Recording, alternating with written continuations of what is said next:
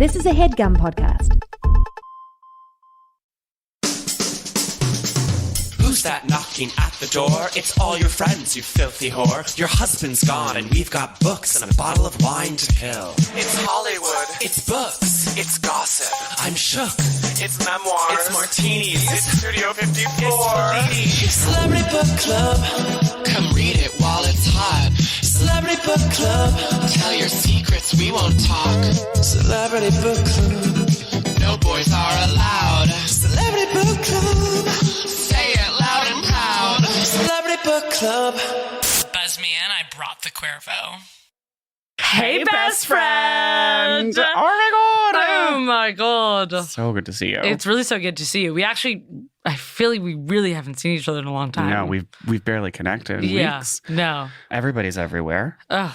There's so much going on in the world. The world is really going off right now. Yeah. It's been up, it's been down. By the way, I'm Lily. Oh, I'm Steven, and this is Celebrity Book Club. Today I want to get into some other stuff, but just to let you know, listeners, today we are talking about our seventh set of twins, our eighth Canadian. Jonathan Scott, Drew Scott, also known as the Property Brothers, and their book, It Takes Two, Our Story. I guess I want to ask you a question. Kind of, what's wrong with us? That we keep getting drawn to both twins and Canadians. Yeah.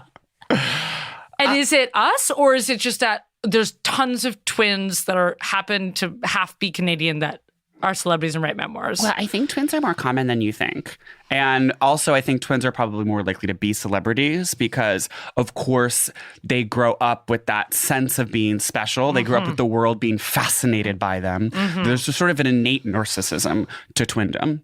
Oh, absolutely. And quote unquote, the twin factor, which they talk about. You feel stronger in the world because you have this buddy who always has your back and who always gets you. And so even it's also people look at you like this fucking freak show. So you're kind of like, if I'm going to be the sideshow, why not just become famous? Right. Or a magician or attempt to become a magician, which Jonathan Scott pursues for quite some time. I also feel like, we always just wonder what the deal is with twins, like some questions I have about like male twins, like if do they fuck? Yeah, yes. Do they fuck? Like, I mean, the sexuality in this relationship is so bizarre, and they live together in a huge house in Vegas with their wives.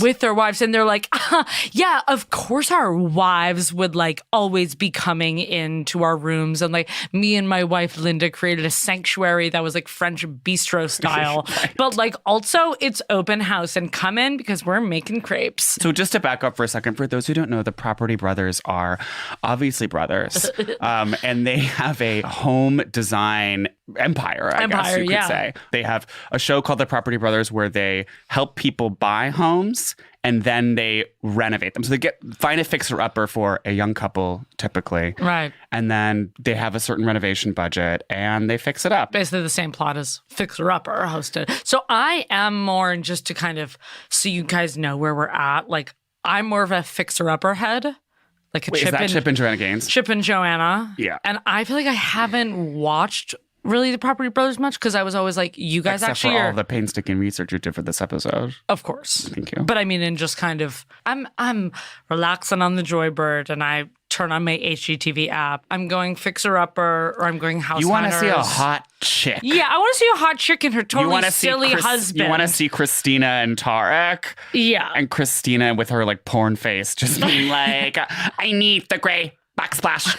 I need it. What is it called? I saw this Christina and Tarek where like this is very San Diego home based or like Texas where you have a concrete patio and it's like a cover for your patio. Oh, it's like that carport, but it's like above a patio? Yeah. They kept it some term. It's not Three Seasons room, which is usually like a screened-in room. Porch. I'm not quite sure. I mean, carports are always interesting to me. I feel like you see that a lot in Texas because it's mostly just to protect your big SUV from rain, I guess. Yeah. Which is kind of just like, what's wrong with rain? It gets the car clean. It can rust. Got it. Which I know very well. Not to bring it up. But my my deceased father's car. God, but that was New England winters and stuff. Yeah, but I feel like that's really more of a weather and a cold thing, right? Yeah, I guess. Yeah, what's the deal with cars? I don't know. I feel like rain does create rust, and people who are like, I'm keeping my Kia SUV like perfectly clean. It's all the elements. Also, Texas, the weather. Well, now it's very unpredictable due to global warming. Hello, the great snowfall of 2020. Oh my God, the snow. But you're like addicted to the Property Brothers game. Well, okay, so there's the Property Brothers in their empire. They don't just have television shows. They have 9 seasons of Property Brothers. They have a show called Brother vs. Brother, which is where they do competitive renovations on two different houses. And they're totally competitive. Also, just let's say that this is, I don't know, one of the most random fucking books I've ever read in my life. Yeah, I mean, Canadians, let's back it up for a second. They're Canadian. We've talked about a lot of Canadians on this show. Canada is, by definition, a sort of random country. Like, it's just the whole population lives along the U.S. border. Random. It's random. Like, a lot of their money just comes from oil and gas, but most of the country is empty. It's kind of like, what's the point? And I think a lot of Canadian people, like, you know, they're basically assimilated into American culture, but they have like slight things that are different. Well, what about French Canadians? I mean, they're doing their own thing over there, and they're doing the work. They're really doing the work to just like sort of desperately carve out a piece of cultural significance for themselves, and it's kind of working. They have Celine Dion, I guess, but damn, sorry, the French Canadians are going to come for you. I mean, they've come. And they'll come again. It's funny you say that because you're Mr. Banff over here. Well, that's regular Canada, not French Canada. Oh. Yeah, I mean, honestly... But they talk about Banff a lot in this book. Banff is gorgeous. As you know, I've been hiking in Banff. And this book was like drink every time they mentioned Banff. Yeah, I was like, okay, they're constantly. But this is also, you know, Shania Twain talks a lot about the great outdoors. I think, again, there's a lot of empty space up there. So if you're Canadian, you're spending a lot of time in the car with your parents going to Banff. Right. They're going to these cool, awesome, outdoorsy places. I guess why I say the whole book is one of the most random books we've read. So again, as now we are like fully like studiers of twins, it's classic twin book format where it goes sibling by sibling. Sibling has a chapter, then the next sibling has a chapter. What they also do, which is fun. So hokey, is they annotate each other's chapters in this fake handwriting font. I mean, they are corny as hell. That's why I've always kind of stayed away from them. Like, I mean, a lot of people on HGTV are corny, but their brand of corniness kind of like pushing the corniness. Like they really try to like take it there. Like, so in the Property Brothers game that I play, which is a mobile game that I am still obsessed with. I started during the pandemic, and I'm currently on level 5091. Stop. And they would send me. That's insane. You're on level 5091. I'm also in a team now. Are you with the Kamala team? I know you were the Mamalas wouldn't let me in. They're a closed team. Okay, you were not allowed in the Mamalas. But the team that I'm on is called Clutch Moves. For faggots? No, it's not. There actually is a gay team that is also a closed group that I've been waiting to get. I'm waiting for an opening, and I just can't get in. But Clutch Moves is like, it's about like people who make like badass moves in a pinch. And like, again, the game is basically like Candy Crush. Like you're just kind of like exploding little like jewels to like then get rid of like end tables and chairs and lamps and then clear the board or whatever in a certain amount of moves. Which is disappointing to me because I feel like as someone who's like doesn't really know, I don't play like computer games or video games. Sure. I don't got the hand-eye coordination. Well, I have physically, people don't think I have very good hand-eye coordination. Yeah, because you're dizzy. That's because I'm dizzy. I have good hand-eye coordination. No, I'm saying you're dizzy, so you don't have good hand-eye coordination. I think I do have good hand-eye coordination. I'm good at baseball. I'm good at golf. You are good at golf. And golf is so precise, which is interesting. Good at, they said I hit, ultimate frisbee, whatever. Baseball, you got to hit. That's hand. You know what? I'm going to stop you right there. I feel like it's arm-eye coordination. Both baseball and golf, to me, are more arm-based than hand-based. Almost like, because I'm a fingerist, right? I play piano, I play video games, and those are heavily finger-based. Yes, and you type clickety-clack, clack, clack. And I'm a stomper on the keyboard. Right. I feel like it's really about finger to brain versus arm to brain. And you're more arm to brain as a butch, and I'm more finger to brain as a verse. Bottoms. I think that's where maybe the difference is. And that's maybe why those Candy Crush games don't appeal to you. Right. And I think I'm foot eye. That's where I'm bad at foot eye coordination. Soccer is not your friend. I've always been so bad at soccer, generally putting one foot in front of the other. Yeah, Stairs. Even tying your shoes, as we know, is still a struggle for you. When I walk down the street and people say, tie your shoes, I'm like, fuck off. I know they're untied. I'll get to it. No, I do have to say, like, not to be so friendly but like, that is my biggest pet peeve. Thank you. When people say, like, sir, your shoe's untied. It's like, well, it's not even really untied. It's like maybe just the lace is a little bit long. And like, so now I'm either forced to stop and tie the shoe in this big performative display of safety. Thank you for saving my life. Thank you so much. Or I'm going to ignore it, and then I look like the fucking asshole because I'm just ignoring this kind old lady being like, thanks, bitch. I'll walk on my own pace. It's just like, you're screwed. You're screwed either way. No, to walk by the person to not sit down and tie after they said it. No, it's just weird. But then you're just like, great, now I'm just this cucked loser tying my shoe on the street because some old bitch told me to. Speaking of cucked losers, the Property Brothers. Okay, so what's his name? Jonathan is now dating Zooey Deschanel. Wait. You don't know this? Wait, I did know this, but I forgot it. Wait, this is completely insane. They've been dating now for 2 years. But he talks about the Jacinta, the love of his life. Yeah, well, Jacinta's over. Wait. That's what's so crazy because I think this book came out, I think in 2016 or something. And Zooey Deschanel got divorced.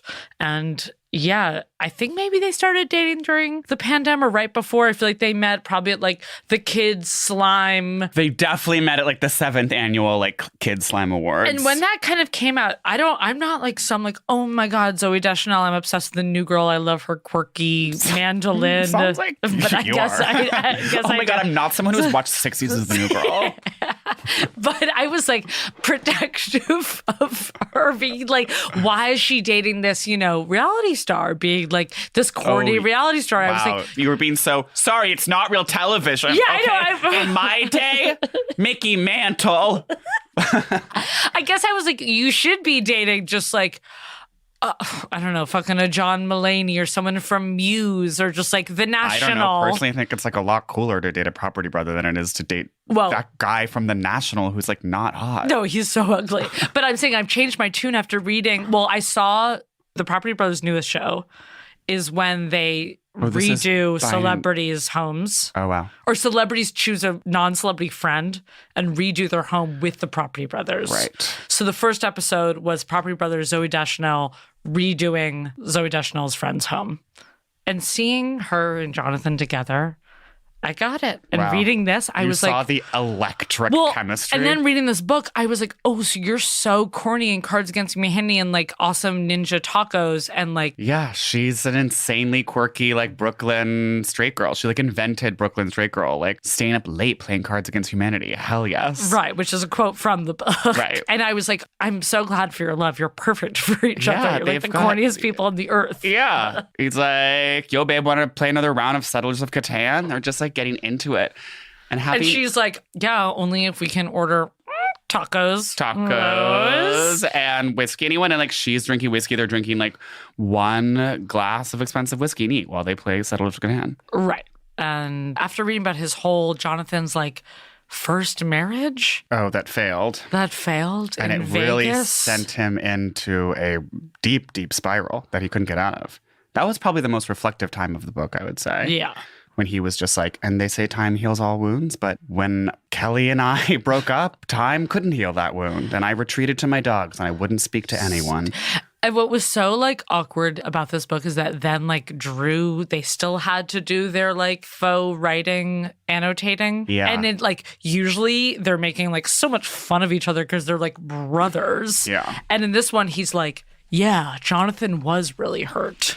Yeah, and you're but it was kind of sweet to see even the annotations become earnest for a second. You know what I mean? Well, yeah, it was does everything have to be okay, well, what about when I pushed you over and then you fell in a banana peel? There's a lot of banana peel stuff. Wait, I want to find an example of okay, so it's sometimes there'll be an annotation and then they'll annotate each other's annotations and do this little back and forth. So this is a Jonathan chapter. He's talking about the odd jobs they had before they became the Property Brothers. We would dip into money we made from our early house flips and a lot of random jobs to fund our filmmaking and other interests, like Drew's sock collection. And then that is annotated by Drew saying, that was much later, and B, mall cop is more of a calling than a job. And then Jonathan annotates Drew's annotation going, our unsupervised juveniles walking up the down escalator? Book 'em, Dano. So, like, they're having this joke about being a mall cop, and you're like, okay, I get it. It's like, it's kind of corny. It's not really, like, funny, but it's, I guess you guys are having fun. I mean, I guess I got so Property Brothers pilled by the end of it, I kind of was laughing at some of their annotations where, like, he's talking about some zombie movie he was in. And he's like, what do you think it was going to be? Citizen Kane. And by then I was, like, already just, like, part of the Property Brothers. Right. Part of it, part of the lore. I feel like maybe one of the overarching sort of themes of their comedy is like their narcissism and self-obsession and kind of like poking fun at that. Which is very twins. Like I've also, so they have an older brother, JD. And the whole time I was also kind of feeling who bad. At one point dates a Liza Minnelli impersonator. They're all gay. I'm just, it's a little confusing. And then he's like, yeah. And then like there's a photo of Jonathan in drag. I mean, which is very dude, also, obviously. Hello, though. When the part when Jonathan says he has an obsession with women's handbags. Okay, so he's talking about... And that's like why their marriage ended. I want to pull that up. Okay, but the part where, like, I don't know, they do have this very weird gay vibe to them. So in the Property Brothers game, again, which I am obsessed with and addicted to, there's a ton of stories. So what happens in the game is you win money, basically, by doing this, like, Bejeweled game that you can then spend on renovations for these, like, fake homes. The renovations, you only get to choose one of 3 objects to put. So you get to choose from 3 different couches. You get to choose from 3 different wall colors. And you basically, very much like they do in the show, just, like, kind of completely erase any sense of like history or place with like whatever the original house was and just turn it into this kind of neutrals and like modern Airbnb like full of throw pillows. And there'll be tons and tons of like dialogue on every single thing you do. You'll put in a new couch and Drew will be like, whoa, I bet I would look nice on that couch. And Jonathan will be like, oh, get out of here, you ham. Like, I bet you'd want a photographer too. I mean, that is fun. And that does make me kind of, you know, I don't think I will play that game, but I'm like, okay, well, that sounds like the fun part, that you get to choose the end table. The story, yeah. I'm like so bejeweled pilled that I'm just like skipping through the story so quickly. You're but like, honey, I don't care. I just want the like new jewels. But I do spend a lot of time in the renos because like there is fun in trying to make it as cute as you can make it. That sounds fun. I guess that's just like Sims. And if I wanted to do that, I could play Sims. It's very Sims, yeah. May I read the passage about like how he's like trying to say that his ex-wife was like a shopaholic, but he's just... Yeah. Okay. Wait, this part's insane. I've never been a big spender. I'm not a guy who needs fancy, expensive toys. I don't care to own enough clothes to open a department store. My ex had more discriminating taste, though, and I did like being able to indulge her. Okay, so maybe I did have a secret, shameful obsession with women's handbags. And since it wouldn't be prudent for me to carry them, maybe I did use my girlfriend as an excuse to keep buying them. She enjoyed getting more shoes and accessories to go with the designer bags, of course. What can I say? If we were headed for Hoarderville, I knew from years of flipping people's houses that there were worse routes for getting there. At least she didn't collect dryer lint or taxidermy squirrels or something. And then Drew writes an annotation, but dryer lint smells so good. And you're like, okay, so that's what you're making the joke about? The dryer lint. We're like, just skipping over the fact that you said like, oh, you were addicted to women's handbags. And the fact that not only were you addicted to women's handbags, handbags, that means you were also addicted to the shoes and the accessories because you needed things to match. I mean, it kind of reminds me of, okay, I don't think he listens to the pod, so it's fine, but this was like when I learned that my uncle was a cross-dresser. And it was one of those classic family secrets where like your mom tells you an insane family secret like randomly and she's like, did I never tell you that? And you're like, huh. Cross-dressing is also the most 90s family secret. It's so Springer. Just being like, to open a closet in like a carpeted bedroom and to be like, what are all these sequined dresses? What are these Jones and Y blazers doing next to my husband's Macy's ties? I'm sure it was so Jones and Y because these are my aunt and uncle who like are constantly on a cruise and are remortgaging their house 18 times to go on a 7th cruise. So you're saying you don't think your cross-dressing uncle listens to the pod. I don't think he listens to the pod, so I think it's fine. But I do think that his cross-dressing style is so Jones, New York. And he's a former undercover cop. Oh, and your aunt's a PI? She hunts down check fraud. Oh, so she's a bail bondswoman. No, that's not what that is. Isn't? No, that means you put up bail. That's like the guy in Janet That's Ivanovich. Dog Bounty Hunter. Isn't Stephanie Plum a bounty? Okay. She's a bounty hunter. Yeah. Her cousin, Vinny or whatever, puts up bail for people who are in jail so they can get out of jail until they have to go to their court date or whatever. Okay, right. So that's sick system. Yeah, that's just you're kind of like a loan shark, a bail bondsman. Okay, she hunts down just people who wrote bad checks. Yeah, or like fake checks. Just kind of a 90s crime. I wish I could just... They're very 90s. Go to Whole Foods, pull out... Hold on, let me get my checkbook. Pull out my checkbook. It's this fake check. My mom, I'm just picturing looking for pens, and you're like, you're don't cash this till next Thursday. And you're just being like, yes, that's me, Dr. Renata Smith. And you're walking out of there with all the artichokes. All the artichokes. Celebrity Book Club. Okay, so just to give a little background on the boys, Canada, blah, blah, they're so Shark Tank and shilling hangers that are embroidered so they can afford Scottish swords. And okay, so this is what sort of I was theorizing as I was reading this book. This was sort of came to me. I feel like they, perhaps more than any other figure, any figure in culture, they sort of represent both the dominant aesthetic in American culture and the aesthetic trends, both of just home decor, but also just the idea hustle culture. Well, hustle culture. I mean, but literally the aesthetic of just let me completely erase whatever was here. And let me erase any connection to history or setting or place, and let me put in just neutral colors and a shit ton of different backsplashes and feature walls and throw pillows and over decorate and over stuff, but in this where it all comes from Wayfair. And I think the show at this point is sponsored by Wayfair, where I was watching Brother vs. Brother, and it's there's a segment on every episode where they're just we need to get this outdoor furniture, and then it cuts to their outdoor furniture expert, who is this woman, just a representative from Wayfair. It's a woman on a couch with an iPad on Wayfair.com, just being they're gonna love this. And somebody say that just to roast one of our listeners, my sister, who literally said to me yesterday, while on a 5-hour drive as she was looking for a lamp, she goes, I think Wayfair is kind of my site. Wow. And it's yeah, babe, it's everyone's site. But they do this, they basically, and they are, okay, in a Lowe's ad or a home reno ad, when it's Lowe's, do it yourself, and you see a woman and her husband both together putting on stick-on backsplash. Oh, God. See in this montage of you can do it in a weekend. I mean, that's the aesthetic. To their credit, they don't do stick-on backsplash. No, they're doing actual backsplash, which inspires. Horrifying, but it inspires people to do that stick-on.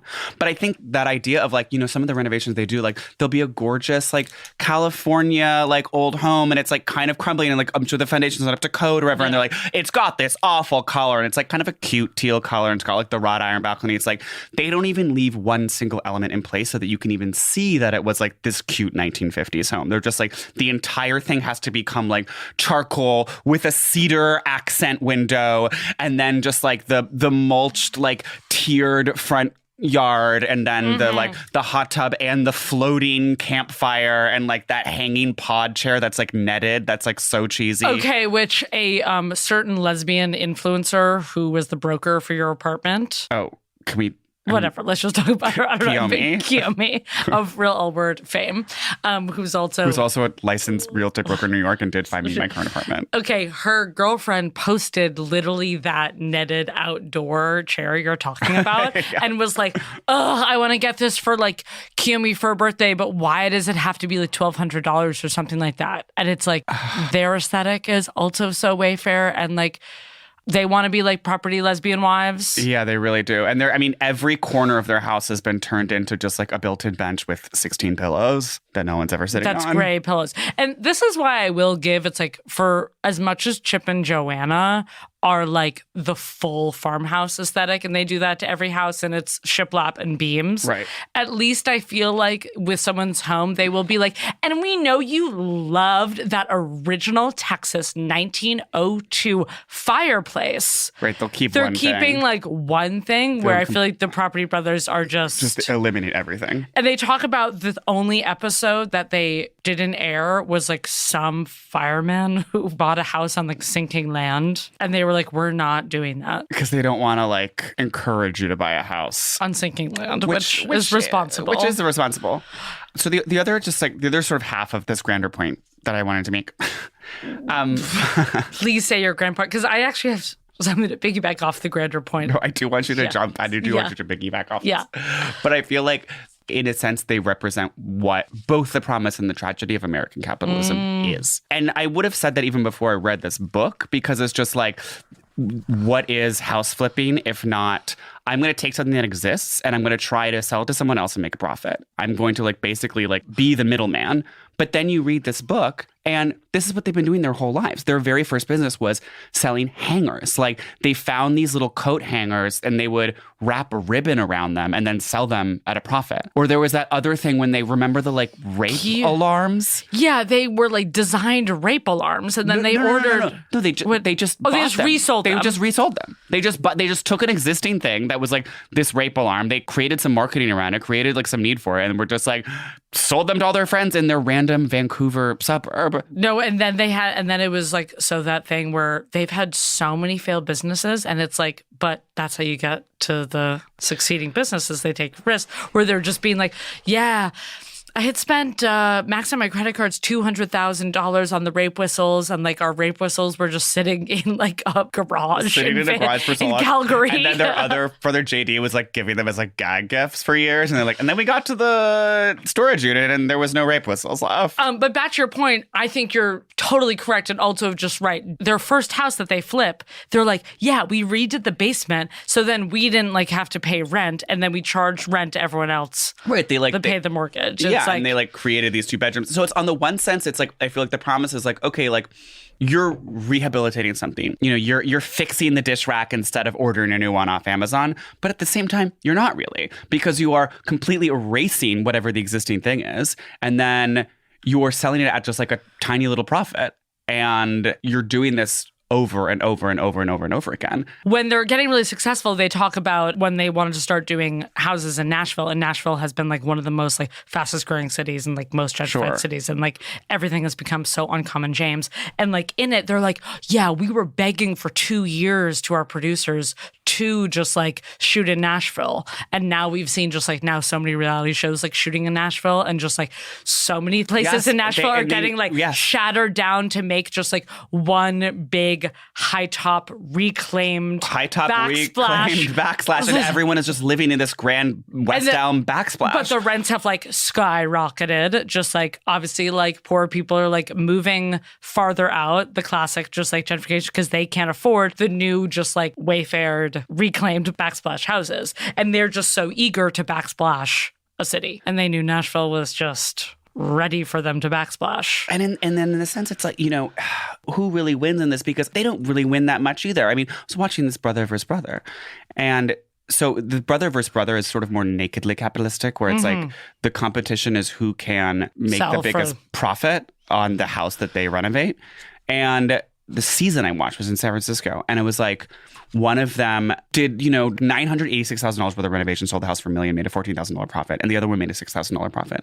And it was like after months and months and like building 18,000 like new rental units and hot tubs. And you're just like, all of this for a $6,000 profit. Like there's just something so sad and pathetic about this. No, that's what I kind of don't get about house flipping. I mean, I guess it doesn't really matter to them at that point because they're just getting paid by HGTV, so they can just do whatever. Same with like Tarek and whatever. I'm just like, they're always on the phone. It's always that moment mid in a house show where they get the call and they're like, so here's the thing. we found termites in the beams. Yeah. And then they call the person and they're like, man, ninja sauce. Like, we got termites. And they're like, I wish I could just go to Munich right now and just like drink with the boys, but I can't. We got to figure out these termites. And they spent so much money. And then they're like, great, we made $20,000 and that goes back into buying the next house. It's the belief that, someone else will pay more for this existing thing if I put a new face on it and make it reflect whatever is currently in trend. Well, I think what they say is totally correct of what happens in all these shows, where once they are done like flipping, people who want to move are like, wait, I don't want to move. Well, I want to like live in this like Property Brothers house. Which is the premise of one of my other favorite shows, Love It or List It. Right. That's a Love It or List It. Or have you seen the Seattle one? It's like Seattle or Portland, very cat-eyed sisters who are not twins. And they reno houses that have been on the market for like many months and haven't sold. And they reno just like 2 rooms. They'll be like, give them a new mud room and living. It's always just like the kitchen. And then it's such a 80-20 thing where they're like, we front the money and then we take 30% of the things and blah, blah, blah. And they're spending 3 months to like put in this new shower curtain. And you're like, I guess it's nicer. And they're like, and now it's worth $1,036 more. And you're like, huh, okay. What confuses me also always at house sales are people are like, our budget is $426,000. And then, I mean, I know it's like how much you're approved for a mortgage. Right. And then they'll find a house that's like $431,000. And they're like, ugh. Ooh, that's really tight. I think on a lot of shows, they are obviously over dramatizing that. Yes, acting. Okay, well, he talks about, the show and what is fake and what is real. And he basically says, like, beyond the regular reality TV things where you redo a conversation because there was sound or whatever, or you sort of stage the conversation about a real issue just so you can, like, get it on tape, that it's all real. Like, they really are finding them the houses. They really are, like, doing the renovation. Yeah, because sometimes you think, oh, whatever, just the production is paying for everything. But no, these people are buying the houses. Which I kind of was surprised by, I guess. But I guess, like, what I will say is maybe a bit more believable because when you watch the show, like, they don't always show them, like, 3 houses. Like, they will show them, like, sometimes 4 or, like, 5 because, like, the people don't choose. And you always wonder, like, with House Hunters, did they pick the house before? Well, because, I mean, with House Hunters, as you know, it's completely faked. That was kind of, I feel like when I found out that House Hunters was completely fake, that was, like, the wrestling thing for me when I found it was fake. Santa Isn't Real for you? Yeah. For those who don't know, House Hunters is the show where they obviously show them 3 houses. They have to pick one. And they always know in advance. What they do is they find a couple who is already in the process of moving in or is in escrow or just moved in. And then the producers move all their furniture out of the house and then shoot them seeing 2 houses they haven't seen and then their own house. Don't you think it's the same with Property Brothers, though? Where they already know which house they're going to rent out? That's what I totally assumed, but he's saying that it's not. Well, okay, I don't know why I'm... Again, we're like, believe it. Stephen, he's an illusionist. He's an illusionist, right? Just to kind of back up... talked about how he was a magician. So Jonathan's whole thing is that he was a magician and was just like, he dreamed of being David Copperfield. And like, that's also why he really moved to Vegas. Like, they got their real estate licenses, but like, Drew was trying to act and Jonathan was on the illusionist track. Okay, when he got swindled by that other magician. We need to talk about this. So he gets swindled. He had moved to Calgary, to like attend University of Calgary. Drew was attending University of Calgary to try and become a basketball player. Yeah. Sure, fine. Sure. But also pursue acting. But Jonathan, like, really wanted to become an illusionist, idolized David Copperfield, had built... when he keeps talking about the illusions that he built. No, he's like big, basically like they're like wooden boxes that you hide in. Yeah, it's like bunnies, cutting a woman in half. But he also a lot of swords, a lot of capes, and the book is fun because it has all these photos of like his illusion flyers in it, and he has like totally 90s like long hair, and he's like in a billowy white shirt and like black jeans. Yeah, I'm obsessed with his illusionist style. And they're also this book is also just sidebar about you're talking about the quality. The book is the glossiest, thickest it's pages. in like coffee table. This book is so heavy, but it's not that thick because like it's like really high quality paper. And then every like 6 pages, there'll be a random like full bleed photograph of either Jonathan or Drew like being slightly kooky in like jeans and a Henley. Right. Just and like super tight. No, I know. Just like a yoga pose and a Henley. And you're like, that's supposed to show like how totally crazy and Canadian and twins they are. I think they wanted to make it a coffee table book, but they were like, we have too many stories to tell. It's also like this book is like we only really get to the kind of real estate stuff at, I don't know, the last few chapters. The first, I would say 75% of the book is like them on their like epic trip to Munich, and they're all just in like huge cargos, all balding, tiny glasses. But yeah, so Jonathan is an illusionist, and like he gets swindled out of the love of magic. Some guys like, I'll pay $80,000 for all of your magic equipment. Right. And he's like, all right, so I figured he knew my friend, and I tried to call my friend to see if he was a good guy, but couldn't get in touch. So I told him he could have all the stuff and pay me back on a payment plan. Which is crazy. I mean, he swindled himself. I mean, who would ever do this? Yeah. I mean, I guess that is very stereotypically Canadian. Too nice. He's too trusting. Yeah. Yeah. He's like, I know what it's like to be a struggling illusionist. Right. And he's thinking like, well, it's this illusionist code. And like... You gotta save a fellow illusionist. And then he's like, you know, after that, and he's like, I was so depressed, I had nothing. I was like $300,000 in debt, and I just lost all my illusional equipment. And he worked so hard to build the illusions. I mean, they must have had tons of credit cards. Then again, they're like building a house right after they get swindled out of illusion equipment. Seems like they're kind of making somewhat some financial decisions, though, because it was like we didn't over leverage ourselves like before the crash, because we saw that America was experiencing a housing bust and we knew that Canada was next. And so we actually didn't like buy a ton of properties with the intent to flip. Like we only had one that we were flipping at the time. And so we were able to get out and then go to Las Vegas and then once again, like be insanely predatory and just like snap up a lot of cheap foreclosed homes that were like sort of mid renovation, finish them on the cheap and then sell them at a profit. Sort of buy low, sell high, if you will, which was smart. Another, I mean, the fact that they're so connected to Vegas is, again, just so emblematic of the American experience. Right. Buy. I mean, it's you know, it's the consumption capital of the country. No windows. Bet high.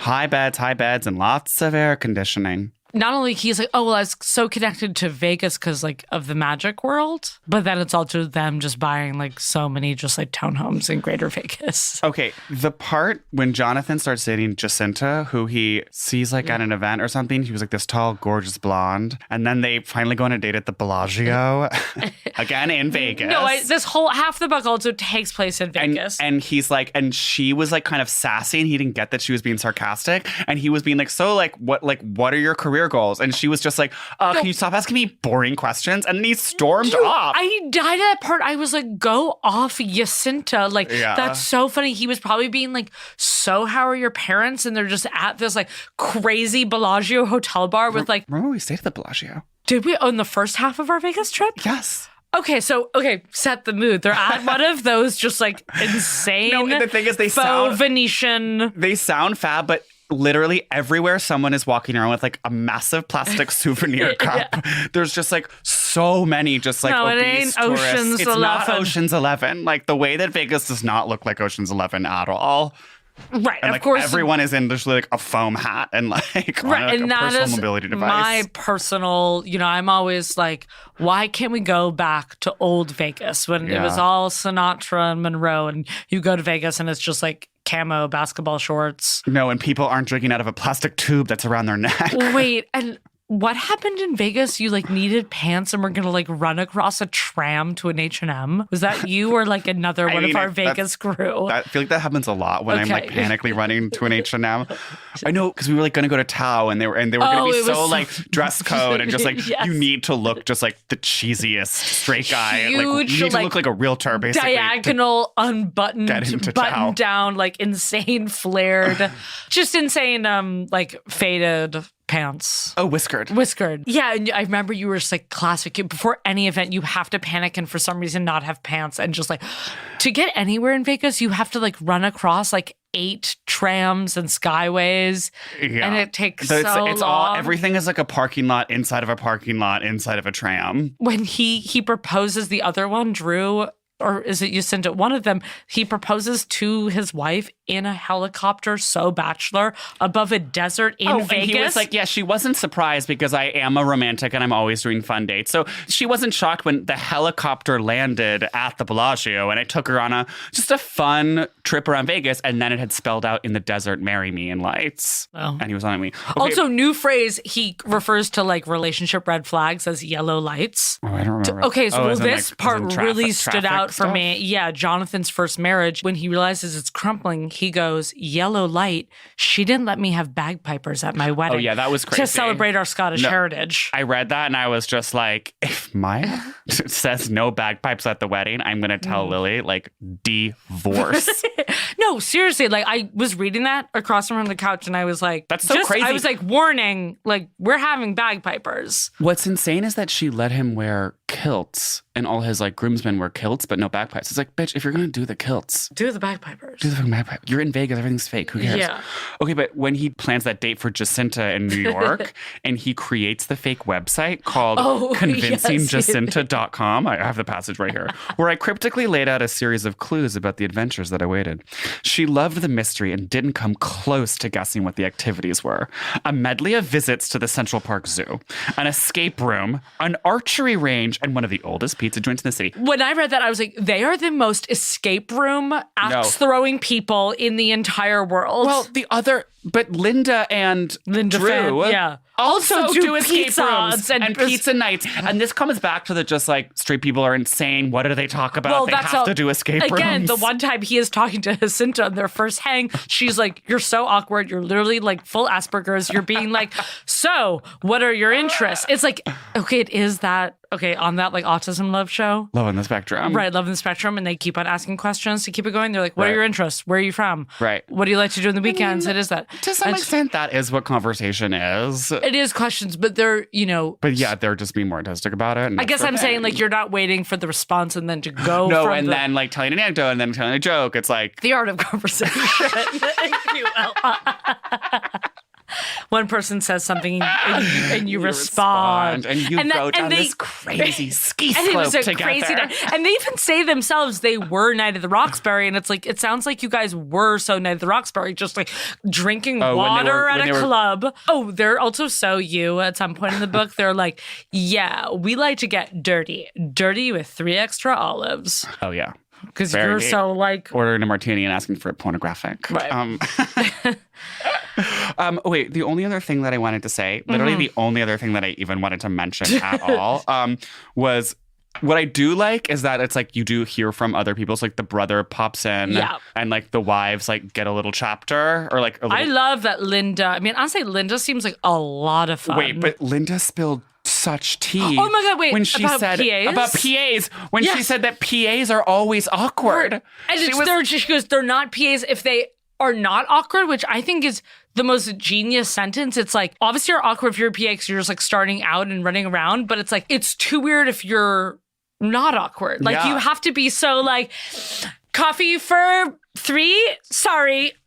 Latte, run back. And you have to be, because you have to nervously interrupt people all the time, but you don't know like who in the hierarchy is like the one that you're not supposed to interrupt. And like there's maybe a crazy actress there that day. And there's like the director who is like, has his ego. So it's like, you have to manage all this and like not seem like you're usurping anyone, but you also do need to get in there. So it's like the only way to do that is to be awkward. When I PA'd / like intern for any show, I would say the level of awkwardness I felt was the same level of awkwardness I felt like first day of 7th grade. Like bringing drinks to the like producers at Jerry Springer and just like being like, McDonald's soda Starbucks, just like trembling about to throw up. Like it's an awkward ass job. Yeah, she goes all the way off. I'm a huge Linda stan here. Because she's like, she has just 1 page and that's what she decides to include. Say that PAs are awkward.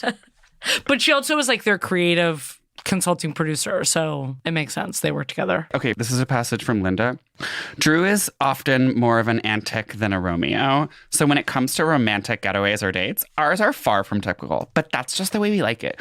Whether it's an escape room, an obstacle course gym, a pottery or cooking class, a flying trapeze, dancing, or an improv workshop. We take the time to do things the other person's crazy about.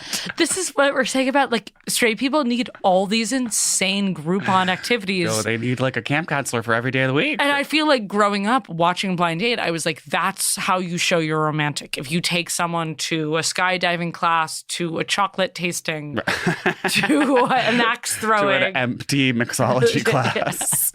Then it's not romance. If you don't like fill the days and nights with every single Groupon activity on the site. Okay, but now that you're saying that, I'm just like, well, I want to take you to a mixology class. Exactly. I'm like, that sounds fun. Like, I am someone, I mean, we go to escape rooms. We did an escape room that one time, well, I feel. you know, And you were very kind of like, this isn't my thing. No, I want to go to the chocolate tasting and the axe throwing.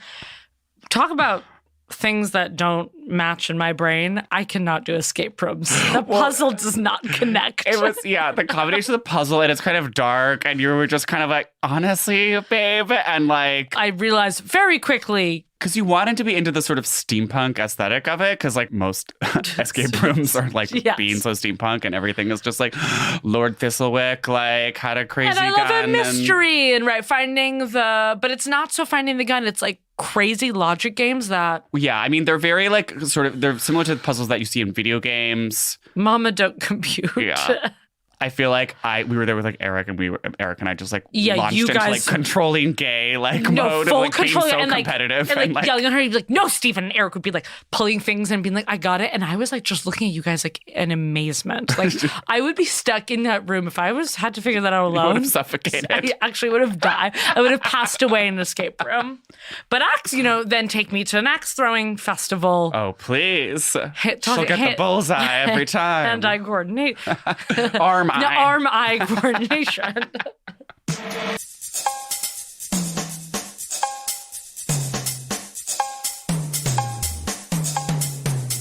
Let's flip this segment. How does she eat? What does she wear? How does she live? Okay, what do they eat? I think they eat healthy and just craft services, even though they claim to be on so many awesome pizza adventures. Jonathan says he's a foodie. I mean, they live in Vegas and they have access to like so many like Joel Robuchon atelier. I feel like maybe they are doing like such a foie gras terrine once a week. When he proposes to Linda or whatever at that restaurant in Toronto. Well, Toronto, I think, has a banging No, it really sign. has an up-and-coming food scene. Did you mean to say? Food scene. You said sign. Oh, has food signs. Yeah. And it's like, I don't know if you've noticed the show, but Jonathan, you can start to tell the difference between the twins a little bit more lately, if you know what I mean. Well, you think Jonathan's gotten bigger? Yeah. You know what I think it is? I think Jonathan and Zoe are in like total cuddle Netflix, like ordering like Roberta's caviar. They're ordering from like the Momofuku Vegas and the Roberta's Vegas to the room or whatever, and just like snuggling. And where I bet like Drew maybe did gain a little bit of relationship weight, and now he's been married for a while, and him and Linda. Well, actually, they're so active. He says he's also the health nut. So I do think that he is being more just like salad, almonds, salmon, poke salad, grilled chicken. I think he's less like ordering food and ordering brunch. I think they're a little bit more craft services and then just like making a quick like egg. Blue Apron, kale egg thing. I also think Linda and Drew's dates are they are escape room, but it sounds like he's like getting your gym clothes because we're gonna do an American Ninja and I'm war surprising course. You by like taking you to this war course. No, and when I read that, I was like, I need to be taking Maya on a war course. The way that she would be like, no. So bad. She'd be so pissed. You bring her, she's like, no, I'm not doing this. I'm calling an Uber. Just immediately leave. Uber's already there as we get there. And you walk in like the third place American Ninja or whatever from last season. He's is like, just like, what's up, Warriors? What's up, Warriors? Just you did? And they're like, so we actually do still need to charge full price. Charge you full price. So it will be $895 plus a $300 life security deposit. And I do it alone and pass away. Okay, what do they wear? I mean, they wear Henleys and jeans. And not just Henley. I mean, they wear tight clothing. Pretty tight. And he's like, and like Drew will be joined by another construction worker in skinny jeans. Like they are the 39-year-old guys like really holding on to just They probably do Trunk Club, or they've gotten like a free, very Trunk Club. maybe they got a free trial for Trunk Club, like Their via some dark SponCon. wash. I mean, on the cover, on the back, they're both in the tightest jeans. You know what they are? Those leather sneakers for like mature that are men. really flat. Yes, like a flat caramel leather sneaker, and then they're in Bombers Henley. It is the Trunk Club ad. Yeah, they're like very paper down in cloth. I mean, I'm kind of just I don't think you would never see them in like a short sleeve button down with any structure at all. I actually will. In the book, I will find this for you. One of them is in a short sleeve denim Western shirt, unbuttoned with a tee, in some Q&A with their brother. Really? Yep. But I bet it's really. But I said structure though. Do you know what I'm saying? No, I was surprised by it's not. I don't think the it's stiff at all. I bet boots. it's pretty soft. You know what? I'll show it to you after. I'm just saying it had a little bit more structure than I thought, and they're very untuck it. Yeah, they would tuck in a button down because it's too long. But if they could get it untuck it, then they would untuck it. But they wouldn't be like billowy button down. Which I guess is to their credit. Yeah, a gorgeous untuck it. I feel. But they're also very because they're constantly shooting, dude. They're like, jeans. They're not being like. They can't wear logos or anything. So yeah, it has to be a plain Henley. Anyway, I'll show you this Western shirt at one point in our lives. I mean, how do they live? We've discussed in great detail what their style is. I'm curious to see what the insane Vegas house. But I mean, the psycho part about this Vegas house is that they live together with their wives. That's the crazy with their wives. Which, okay, friend of the pod, in our childhood, Ellen, her twin uncles also like lived like. Twins are weird. Yes. I feel like either twins are like, and I know some other Boston set of twins that live together and are homeowners and also just bought an investment property. Who? These girls I played soccer with, and like they live together? They live together, yeah. And they just bought an investment Porter property. See, twins have a twin addiction though. Like there's a codependency there that's obviously very So clear. I think you're either addicted to your twin or you're like you haven't spoken to your twin in 2 years. Talkhole Eric, and his twin, yeah. And his twin. Where you're a little more separate. You know, you're either like, whoa, what? You have a twin? I never knew you had a twin. Or you're like, obviously you had twins. Because you're always with your twin and like, yes. Yeah. It's not kind of a medium. It's you never speak of them or you fuck with them. Yeah, you don't really have fuck them. Yeah, you don't fuck with them or you fuck them. Well, they're the twins that you've seen on Grindr. I mean. Yeah. Yeah. With a joint account. I mean, there's just... It's a weird thing. And there's more of them than you think out there. Oh, yeah. But I do kind of feel like maybe their own house is a little bit They're a little more chicer. upscale. They're not, I don't think they're as Wayfair as... They're not trying to like renovate on a budget. Right. They have tons of money. I mean, as we know, Drew and Linda made this like patio that no one is allowed to go into besides them. Well, I just think it was the patio that was off their bedroom. Right. It was so insane because like, yeah, my brother got the master, but we got the smaller bedroom, but it has the patio that we Frenchified with our bistro chairs. I do kind of think though that when he says like the master versus smaller, I feel like the master is probably the size of a football field. You know what I mean? They're huge rooms. Yeah. And like the bed has like lights underneath it. It's still that thing on like there's a living room in the on a master. House Hunters when you like New York stuff. Like right. I'm sorry, we all live in a shoebox. Where it's like someone like a Texas couple walks into a massive room and they're like, this is the master? Yeah. And they're like, yeah. And they're like, wow, this isn't going to fit our furniture. It's not going to fit our furniture because they just have this most Chevy Tahoe size, like dark mahogany dresser. They're like, it'll never fit in the door. Tahoe size dresser. But I kind of think because I was, again, and not to talk about brother versus brother, but I saw the house that they were renting a house that they were staying at during the renovations of these other two houses.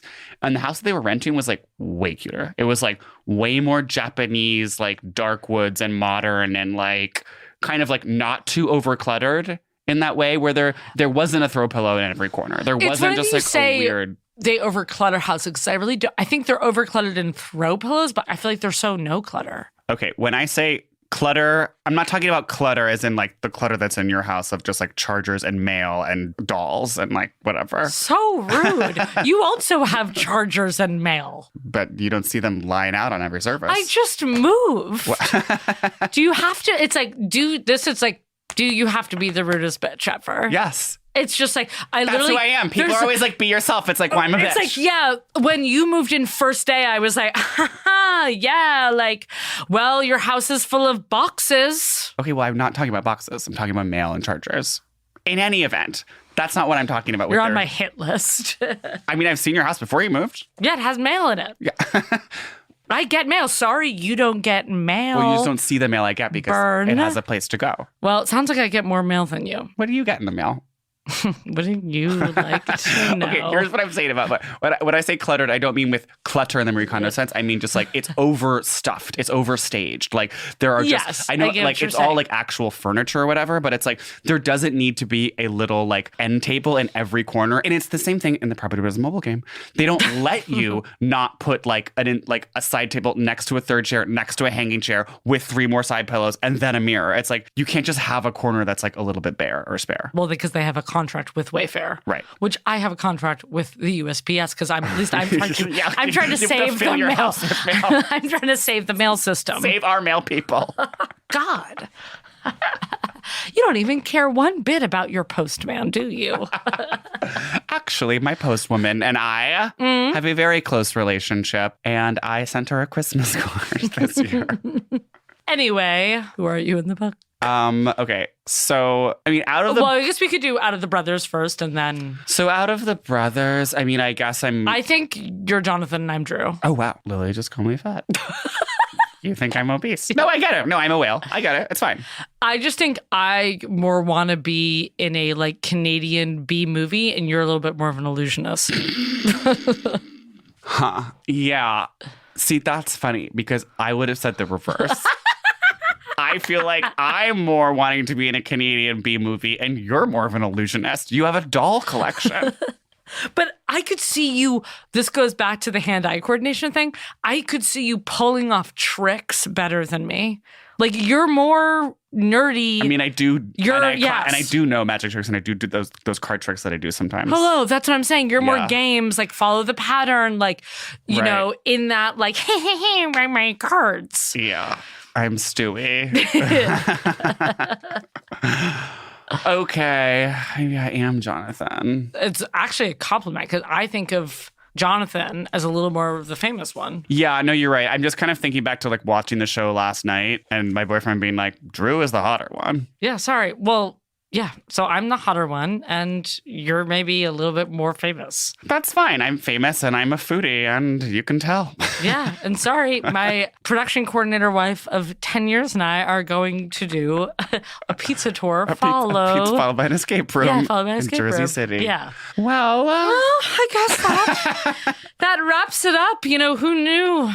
Things were going to get kind of so wild at the end. Yeah, I mean, it really does take 2. Mm-hmm. It takes 2. Next week's book is a legend, a dame, Miss Elizabeth Taylor. And her not new book, Liz Takes All. What is it called? Liz Takes It Off. Yeah, it's a diet book, I think. Yeah, it's all about weight loss. It's going to be completely insane. She's, one of the most beautiful women in history. Oh, those eyes. Cat-like. Which we will get into. We will. I actually don't know. Well, I haven't read the book yet. I was going to say we could challenge each other to do whatever diet she does in the book. Oh, I would assume that's definitely what we're going to do. Okay. Done. I challenge thee. I challenge. Okay. Challenge taken. I feel like her diet's going to be so just like steak and white wine. Yeah. 3 asparagus, 4 ounces of filet mignon, and a light Pinot Grigio. Yeah. Followed by nothing for breakfast. Followed by absolutely nothing. And pills. Sounds good to me. Yeah, hello. Okay, so you know the deal. Club kids, rate, review, rate, review, retweet. And again, screen record, please. I know I sound like a broken record, but like literally like post. Like that's so fun for everyone. Google.com/screen record/CBC the pod. Use code screen record at checkout. Okay. Or even like you could write a quote. Like you'd be like, oh, that was such a funny quote that like Lily said in the episode. And then you like quote like at Lily Blue Eyes at CBC the pod. That would be awesome sauce. Yeah. And like, like it would really make her feel good. And she's going through like a really tough week. So I think that would really be helpful. Yeah. And maybe send Stephen a piece of mail because he gets none. Loser. It's just that I immediately recycle it and open it and does what needs to be done with the mail. And I deal with that. I have an inbox. Inbox 0. Get there. Sorry, I'm involved in multiple legal cases. Jealous, you all rise poser bitch. Some of us live all rise life. The way that I would actually die to get a subpoena every day in the mail. Yeah. That's my dream. Okay. Okay, well. We'll process this mail stuff off air. Save the USPS best. Celebrity Book Club is presented randomly by Prologue Projects and HeadGum, who are a super silly company. The show is produced by this awesome ninja, Meg Murnane, with editorial support from Leon Nafok, who is my brother for life. It's also produced by Andrew Parsons, who's a lifelong friend and is always there for me, even when I can't answer the phone, as well as Madeline Kaplan. She's awesome, and we get along really well. Our production manager is Persia Verlin, who I couldn't even get through my day without. Engineering by Ferris Monchi. He is Vegas-based, and he does amazing engineering work. You must see him. Original theme song by Stephen Phillips Horse, such a kick-ass songwriter. Artwork by Teddy Blanks at Chips NY. Follow us on Twitter at CBC The Pod if you dare. Subscribe on your favorite podcast app. Leave us a review, and don't forget to tell your friends about us. That was a HeadGum podcast.